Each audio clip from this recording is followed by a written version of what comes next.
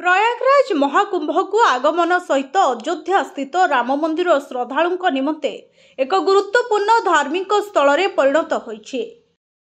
एबे मंदिर दान अर्जन करिबारे मध्य रेकर्ड करिछे। गत किछि मास ହେଲା अयोध्या को श्रद्धालुओं आगमन ढेर बढ़िछे। विशेष करी राम मंदिर रे भगवान राम को दर्शन निमंते आसुथुवा भक्तों संख्या रे आश्चर्यजनक वृद्धि देखा जाइछे। एही वृद्धि ना केवल भक्तों संख्या रे राम मंदिर आयरे मध्य वृद्धि करिछे। अयोध्या राम मंदिर एबे देशर सबुठु अधिक आय करुथुवा मंदिर मानक सूचीर 3 नंबर स्थान को पहुंचीछे। गत 22 जनवरी 2024 रे राम मंदिर प्राण प्रतिष्ठा परठारु मंदिर को दर्शन निमंते पहुंचुथिबा श्रद्धालुओं संख्या वृद्धि होबारे लागिछे। एही समय रे मंदिर वार्षिक आय 700 कोटी टंकारु मध्य अधिक होइछे।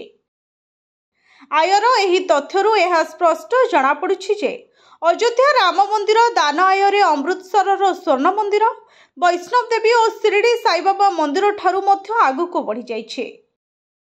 मिलुथुबा तथ्य अनुसार जनवरी 2024 रु जनवरी 2025 पर्यंत वर्षकर एही समय रे 13 कोटी रु अधिक भक्त अयोध्या आसी राम मंदिर को बा श्री राम को दर्शन करिसंते।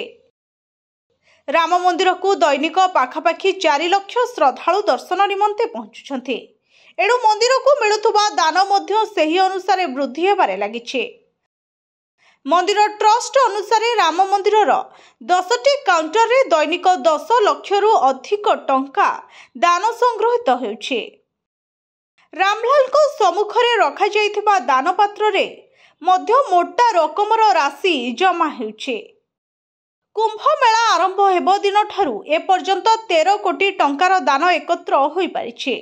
जदि एई भली भाबे राम मंदिर को दर्शनार्थी संख्या पड़े दानर परिमाण मध्य बढ़ी बढ़ी चलिबो बोली आकलन करा जाउछे। अयोध्या श्री राम मंदिर आय मामला रे देशर प्रमुख मंदिर मानकु पछरे पकाई देइछे।